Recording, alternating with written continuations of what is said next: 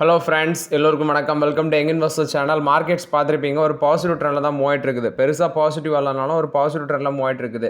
Sensex 120 points கிட்ட பாசிட்டிவில் இருக்குது. 82,814 பாயிண்ட்ஸில் trade ஆகுது. நிஃப்டி 50 25,372 பாயிண்ட்ஸில் ட்ரேட் ஆகுது. 41 பாயிண்ட்ஸ் கிட்ட பாசிட்டிவில் இருக்குது. பேங்க் நிஃப்டி 55,614 பாயிண்ட்ஸில் ட்ரேட் ஆகிட்டு இருக்குது. 121 பாயிண்ட்ஸ் கிட்ட பேங்க் நிஃப்டி பாசிட்டிவில் ட்ரேட் ஆகுது. பேங்க் நிஃப்டியில் ஏயு ஸ்மால் ஃபினான்ஸ் பேங்க் 1.5% பாசிட்டிவில் இருக்குது. பேங்க் ஆஃப் பரோடா 1% பாசிட்டிவில் இருக்குது. HDFC Bank, Axis Bank, Kotak Mahindra Bank, ICICI Bank இதெல்லாம் ஃப்ளாட் பாசிட்டிவில் இருக்குது. IDFC First Bank, Federal Bank, Punjab National Bank, State Bank of India, IndusInd Bank, Canara Bank இதெல்லாம் பார்த்தீங்கன்னா ஒரு ஃப்ளாட் நெகட்டிவ் ட்ரெண்டில் ட்ரேட் ஆகிட்டு இருக்குது மார்க்கெட்டில். நாட்கோ ஃபார்மா பார்த்தீங்கன்னா இன்றைக்கி ஒரு நல்ல பெர்ஃபார்மன்ஸ் கொடுத்துட்ருக்கு. ஆக்சுவலி 896 வரைக்கும் போனாங்க. இப்போ 884 ட்ரேட் ஆகிட்டு இருக்குது. 3% பாசிட்டிவில் இருக்குது. ஆக்சுவலி இது மேலே போகிறதுக்கு ரீசன் பார்க்கும்போது ஹைதராபாத் ஃபெசிலிட்டியில் பார்த்தீங்கன்னா வாலண்டரி ஆக்ஷன் இண்டிகேட்டட் அந்த ரிப்போர்ட் வந்து கொடுத்துருக்காங்க யூஎஸ்எஃப்டி. அது ஒன்று. ஹைதராபாத்தில் இருக்க கோத்தூர் ஃபெசிலிட்டியில் இந்த வாலண்டரி ஆக்ஷன் இண்டிகேட்டட் அந்த ரிப்போர்ட் கொடுத்துருக்காங்க. பட் அது போக வந்து பார்த்தீங்கன்னா இனி ரிசல்ட்ஸ் வரும், அந்த பேசிஸ்லேயும் இந்த பங்கு மேலே போயிருக்கலாம். ஸோ ரீசெண்ட்லி நம்ம வந்து பார்த்தீங்கன்னா நாட்கோ ஃபார்மா டிஸ்கஸ் பண்ணிட்டு தான் இருக்கிறோம். இது வந்து ரொம்பவே சீப்பாக இருக்குது. ஆக்சுவலி ஃபார்மா செக்டரில் எடுத்து பார்க்கும்போது நாட்கோ ஃபார்மா ரொம்பவே வேல்யூஷன் சீப்பாக இருக்குது. இதுக்கு முன்னாடி தான் ஒரு 2000 கோடி பார்த்தீங்கன்னா ஒரு சவுத் ஆஃப்ரிக்கன் கம்பெனியில் வந்து இன்வெஸ்ட்மெண்ட் பண்ண போகிறதாட்டும் டிஸ்கஸ் பண்ணியிருந்தோம். ஸோ இப்போ வந்து பார்த்தீங்கன்னா இவங்களுக்கு வாலண்டரி ஆக்ஷன் இண்டிகேட்டட் அந்த ரிப்போர்ட் கிடச்சிருக்கு. ஸோ அந்த பேசிஸில் இன்றைக்கி 4% பாசிட்டிவில் இருக்காங்க. விரைவில் ரிசல்ட்ஸும் வரும். ஸோ ரிசல்ட்ஸை பார்த்துட்டு நம்ம டிஸ்கஸ் பண்ணலாம் நாட்கோ ஃபார்மா. பட் ஸ்டில் வந்து பார்த்தீங்கன்னா ஒரு ஆப்பர்ச்சுனிட்டி ஜோனுக்குள்ளே தான் இருக்குது நாட்கோ ஃபார்மா. ஸோ ஆக்சுவலி இன்றைக்கி பார்த்தீங்கன்னா மார்க்கெட் பாசிட்டிவில் இருந்தாலும் நிறைய பேர் என்ன சொன்னது என்னோட போர்ட்ஃபோலியோ நெகட்டிவில் தான் இருக்குது அப்படின்னு சொல்லிட்டு இருக்கீங்க. ஆனால் பார்த்தீங்கன்னா இன்றைக்கி மார்க்கெட் வந்து பாசிட்டிவில் இருந்தாலும் என்னோட போர்ட்ஃபோலியோ பாசிட்டிவில் தான் இருக்குது. சம் ஆஃப் தம் சொன்னது நெகட்டிவில் போகுது போர்ட்ஃபோலியோன்னு சொன்னீங்க. ஆனால் அன்றைக்கி பார்த்தீங்கன்னா என்னோட போர்ட்ஃபோலியோ பாசிட்டிவில் தான் இருக்குது. கிட்டத்தட்ட ஒரு 0.5% பாசிட்டிவில் இருக்குது. உங்கள் போர்ட்ஃபோலியோ என்ன கண்டிஷன் சொல்லி கமெண்ட்டில் சொல்லுங்கள். இது போக டெரிவேட்டிவ் மார்க்கெட்டில் பார்க்கும்போது ஃபார்மா செக்டார் பார்த்தீங்கன்னா ஒரு பாசிட்டிவில் இருக்குது. டெரிவேட்டிவ் மார்க்கெட்டில் ஃபினான்ஸ், டெக்னாலஜி, ஆட்டோ இதெல்லாமே பாசிட்டிவில் இருக்குது. ஃபார்மா ஸ்டாக்ஸ் எல்லாமே இன்றைக்கி பாசிட்டிவாக ட்ரேட் ஆகுறாங்க. ஃபார்மா ஸ்டாக்ஸ்னு பார்க்கும்போது பயோகான் 3% மேலே up, Aurobindo Pharma 2.5% up, Glenmark Pharma 3% மேலே up, Sun Pharma 1.5% positive, Cipla 1.5% positive, Lupin, Divi's Laboratories, doctor Reddy Laboratories இதெல்லாமே ஃப்ளாட் பாசிட்டிவ் ட்ரெண்டில் ட்ரேட் ஆகிட்டு இருக்குது. இது போக ஃபினான்ஸ் செக்டாரும் பார்த்தீங்கன்னா ஒரு நல்ல பாசிட்டிவ் ட்ரெண்டில் தான் இருக்குது. ஃபினான்ஸ் செக்டார் பங்குகளும் service, metal, consumer, banking, infra, reality, energy, PSC bank, cement இதெல்லாம் பார்த்தீங்கன்னா நெகட்டிவில் இருக்குது டெரிவேட்டிவ் மார்க்கெட்டில் பார்க்கும்போது. நெக்ஸ்ட் ஃபெட் வந்து என்ன முடிவு எடுக்க போகிறாங்க அப்படின்னு சொல்லி டிஸ்கஸ் பண்ணிட்டு இருந்தோம். ஃபெட் வந்து பார்த்தீங்கன்னா ரேட்டை 25 பேசிஸ் பாயிண்ட் கட் பண்ணியிருக்காங்க. இது வந்து 2025 இன்னும் பார்த்தீங்கன்னா ரேட் கட் நடக்க சான்சஸ் இருக்குது அப்படின்னு சொல்லிட்டு இருக்காங்க. ஸோ இது வந்து பாரோயிங் காஸ்ட்டை வந்து ரெடியூஸ் பண்ணும் அப்படின்னு சொல்லியிருக்காங்க. ஹையரிங்கையும் க்ரோத்தையும் பூஸ்ட் பண்ணணும்னு சொல்லியிருக்காங்க. ஆக்சுவலி இன்ட்ரெஸ்ட் ரேட்டை வந்து பார்த்தீங்கன்னா 0.25% அந்த ரேஞ்சில் கட் பண்ணியிருக்காங்க. ஸோ டிசம்பருக்கு அப்புறம் இதான் பார்த்தீங்கன்னா ஃபர்ஸ்ட் டைம் கட் பண்ணியிருக்காங்க. ஸோ என்ன நடக்குதுன்னு பொறுத்து இருந்து பார்க்கலாம். நெக்ஸ்ட் பார்த்தீங்கன்னா நெஸ்லே இந்தியா கொடுத்த அப்டேட், இவங்க சில ப்ராடக்ட்ஸுக்கு பார்த்தீங்கன்னா ஆஃப்டர் த ஜிஎஸ்டி ரிடக்ஷனுக்கு அப்புறம் ப்ரைஸை வந்து கட் பண்ணுறாங்க. So Maggi, coffee, chocolate, milk இதுக்கெல்லாமே ப்ரைஸ் கட் பண்ணுறாங்க. ஸோ இது போக லார்ஜ் பேக்ஸ் அதுக்கும் பார்த்தீங்கன்னா ரேட் கட் பண்ண போகிறதாட்டு சொல்லியிருக்காங்க. இது வந்து நெஸ்லே இந்தியா அவங்களோட அப்டேட்டை கொடுத்துருக்காங்க.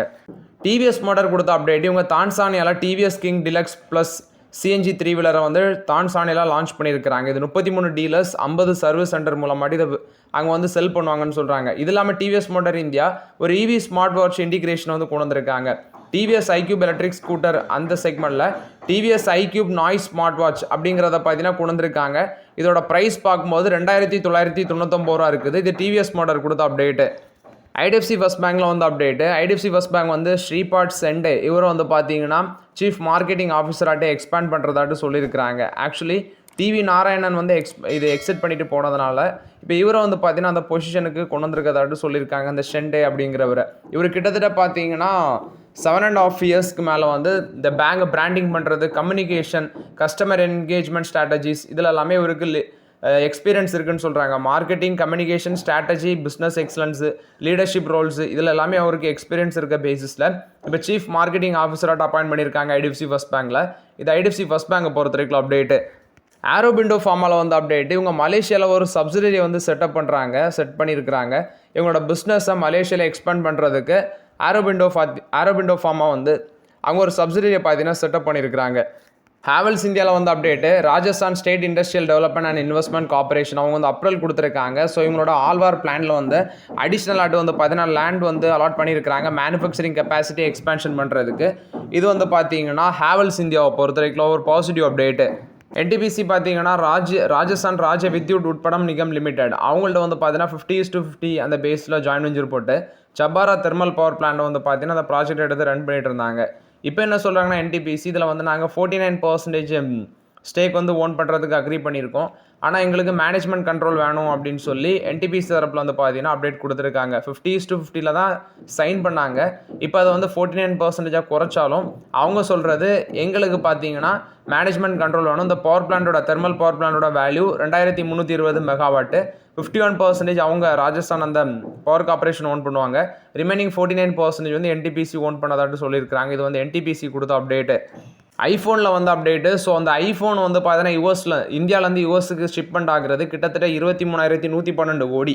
இது டாடா எலக்ட்ரானிக்ஸுக்கு தான் இந்த அளவுக்கு ரெவன்யூ ஜென்ரேட் ஆயிருக்குன்னு சொல்லியிருக்காங்க. ஃபினான்ஷியல் இயர் 25ல் டேர்ன் ஓவர் மட்டுமே 37% இம்ப்ரூவ் ஆயிருக்குது.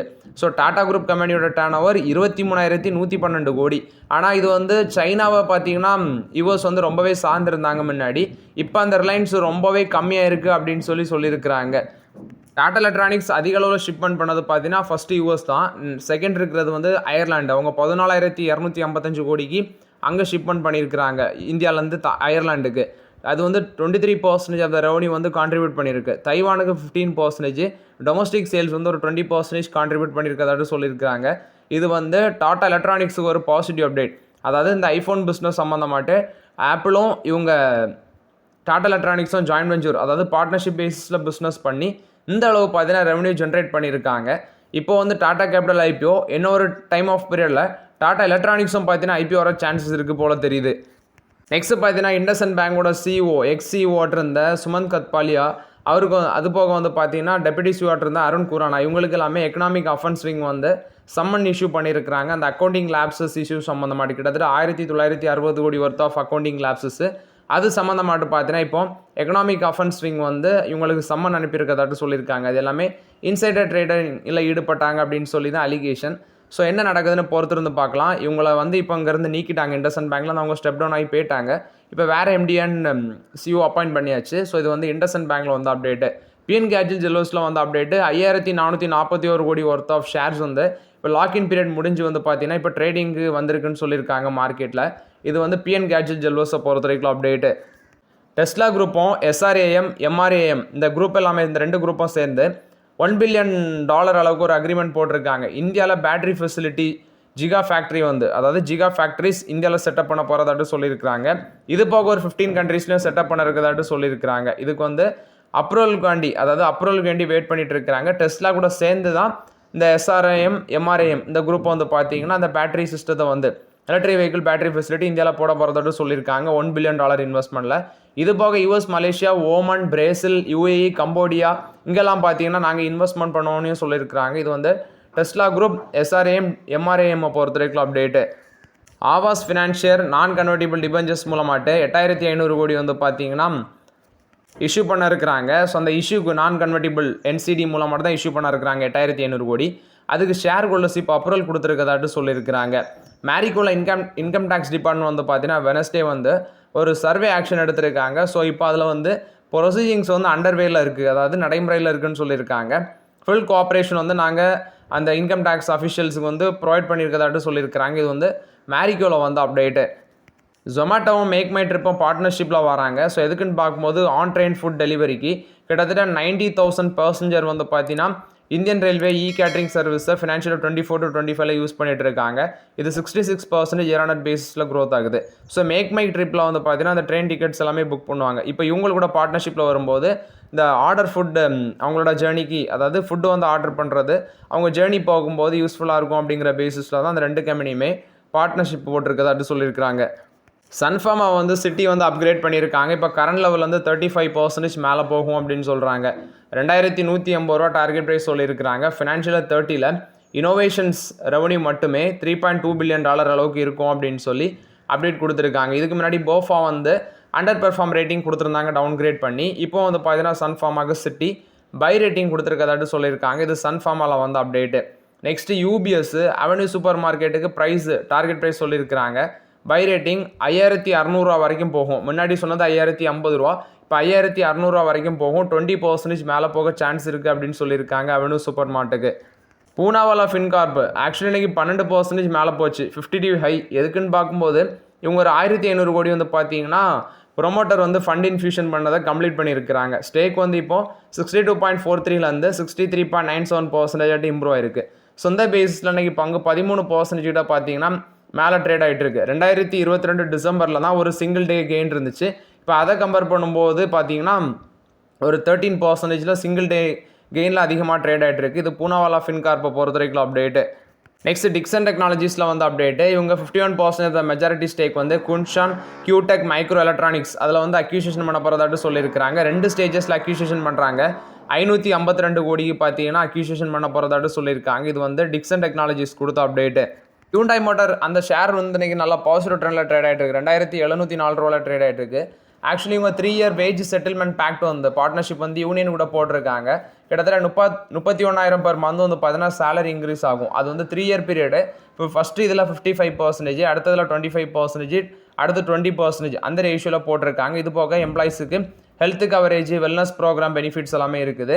ஸோ இது வந்து ஹியூண்டாய் எம்ப்ளாயிஸோட அந்த யூனியனில் இருப்பாங்கள அவங்களுக்கு எல்லாமே பெனிஃபிட். கிட்டத்தட்ட 1981 எம்ப்ளாயிஸு இது மூலம் மட்டும் பயனடைவாங்க அப்படின்னு சொல்லியிருக்கிறாங்க. இது ஹியூண்டாய் மோட்டார்ஸ் கொடுத்த அப்டேட்டு. அப்போலோ ஹாஸ்பிட்டல்ஸில் அவங்களுக்கு இன்னொரு கம்பெனி தான் Apollo Cradle and Children Hospital. இதை வந்து விற்க இருக்கிறாங்க போல். இதுக்கு பையராட்டு போட்டிக்கு Warburg Pincus, Kedaara Capital, Cloud9 hospital, Rainbow Children's Medicare, Ria health care இவங்க எல்லாமே போட்டியில் இருக்கிறதாட்டு சொல்லியிருக்காங்க. இது அப்போலோ ஹாஸ்பிட்டல்ஸ் கொடுத்த அப்டேட்டு. பதாஞ்சலிக்கு மிக ரைவலாட்டு இருக்கிற கணேஷ் கன்சியூமர் அவங்களோட ஐபிஓ வந்து விரைவில் வருது. செப்டம்பர் 22 ஓப்பன் ஆகுது. 306 322 price band. Offer for sale 1.24 crore share dilute பண்ணுறாங்க. ஃப்ரெஷ் இஷ்யூ 130 கோடிக்கு வந்து பார்த்தீங்கன்னா ஃப்ரெஷ் இஷ்யூ. ஸோ வெயிட் பண்ணி பார்க்கலாம் அந்த ஐபிஓ என்ன மாதிரி வருதுன்னு. இது கணேஷ் கன்சியூமர் ஐபிஓ செப்டம்பர் 22 மார்க்கெட்டில் ஓப்பன் ஆகுது. நெக்ஸ்ட் பார்த்தீங்கன்னா என்எஸ்டியில் வந்து டிவிடன் அனௌன்ஸ்மெண்ட் பண்ணியிருந்தாங்க. ஸோ அந்த டிவிடெண்டுக்கான ரெக்கார்ட் டேட் பார்த்தீங்கன்னா செப்டம்பர் 19 அந்த டிவிடன் வந்து அக்டோபர் 28 பேமெண்ட் ஆகும் அப்படின்னு சொல்லியிருக்கிறாங்க. இது வந்து என்எஸ்டிஎல் கொடுத்த அப்டேட்டு. நெக்ஸ்ட்டு பார்த்தீங்கன்னா இந்தியாவில் ஐஃபோன் 17 வந்து சேல்ஸு செப்டம்பர் 19 ஸ்டார்ட் ஆகுது. ஐஃபோன் 17ஓட சேல்ஸு செப்டம்பர் 19 ஸ்டார்ட் ஆகுது. ஸோ என்ன மாதிரி எல்லாரும் போய் கியூவில் நிற்கிறாங்களா, எப்படி நிற்கிறாங்கன்னு பொறுத்திருந்து பார்க்கலாம். இதுக்கு EMI plan, bank offer, other details எல்லாமே கொடுத்துருக்காங்க. பட் நம்ம இப்போதைக்கு அதெல்லாம் வாங்க போகிறது கிடையாது. பட் நாளைக்கு வந்து பார்த்தீங்கன்னா சேல் ஸ்டார்ட் ஆகுது அப்படின்னு சொல்லியிருக்கிறாங்க. ஸோ ஓகே ஃப்ரெண்ட்ஸ், ஆக்சுவலி இந்த வீடியோவில் சில இம்பார்ட்டன்ட் அப்டேட்ஸ் எல்லாமே டிஸ்கஸ் பண்ணோம். இந்த வீடியோ உங்களுக்கு பயனுள்ளதாக வந்துச்சுன்னா லைக் பண்ணுங்கள், சப்ஸ்கிரைப் பண்ணுங்கள், கமெண்ட் பண்ணுங்கள். Okay friends, thank you.